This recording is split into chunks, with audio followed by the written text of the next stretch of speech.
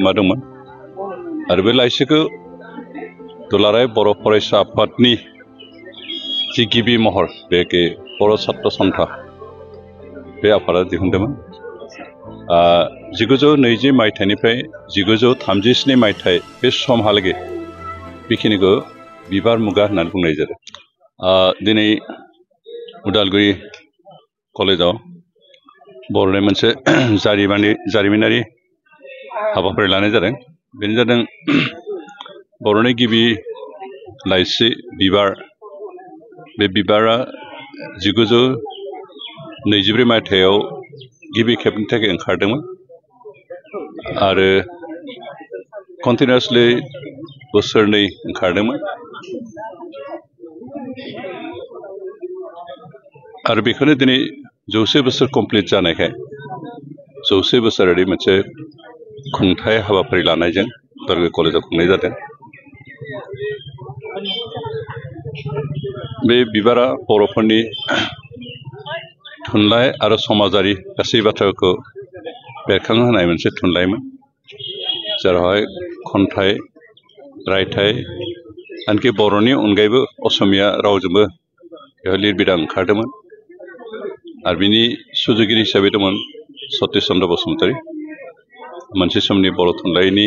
गागि दैदेनगिरि लोगोसे बर' थुनलाइ आफादनि जोनोम होनायावबो बिथांमोननि बिहोमा दंमोन आरो बे लाइसिखौ दुलाराय बर' फरायसा आफादनि जि गिबि महर बेखौ बर' छात्र सन्था बे आफादा दिहुनदोंमोन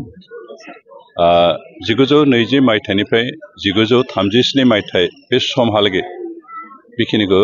बिबार मुगा होननानै बुंनाय जादों बिनि उनावनो जोंहा गोबां लाइसि ओंखारनाय आराम्भ खालामो अलंबार आबिर बेनिफ्राय हाथरखिनि जोंमा बेबायदि गोबां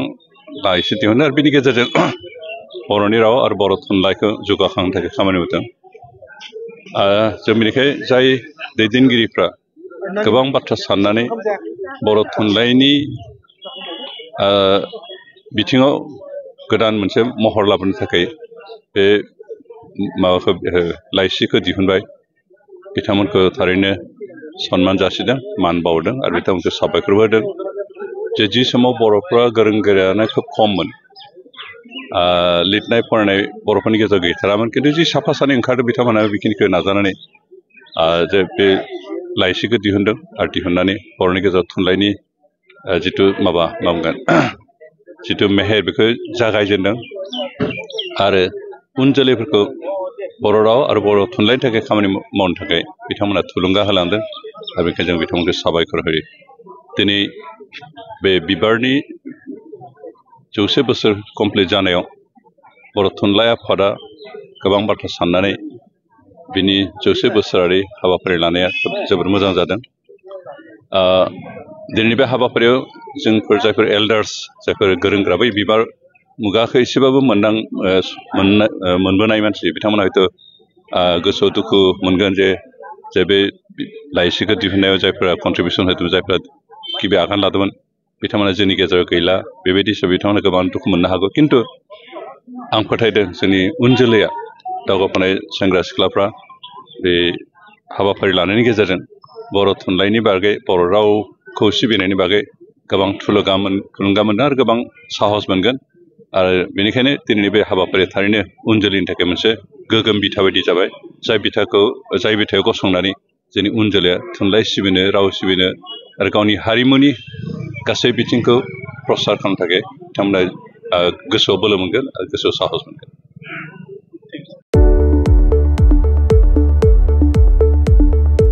मोनसे फोसावथाय क'क्राझार जिल्ला दुलाराय बर' फरायसा आफादनि बानजायनायाव बड'फा गेजेरथियारि सोलायनाय मावथांखि खुंगा 4-13 बोसोर बैसो सिंनि हौवासाफोरनि जोलुर बादायलायनाय जानो थांगासिनो दं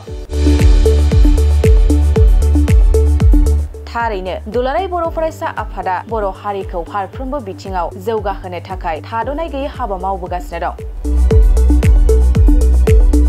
बड'फानि सान्थौ आरो सानस्रिखौ गोथाङै दोननो आरो गेरेमसा बर' माहारि दालांनो थाखाय बड'फा गोजोरथियारि सोलायनाय मावथांखिखौ बिथा खालामनानै देग्लायबो ब्रैथि खेबनि थाखाय मोन 21 दखरा आफादनि गेजेराव 13 बोसोर बैसोनि सिङाव हौवासाफोरनि जोलुर बादायलायनायखौ फैगौ 2024 मायथाइनि 28 जुलाइनिफ्राय 11 आगस्तनि गेजेराव आरएनबि मेम'रियेल अमालगामाटेड गोजौ फरायसालि गाम्बारिबिलनि गेलेग्रा फोथाराव खुंफुंनो थि खालामदों।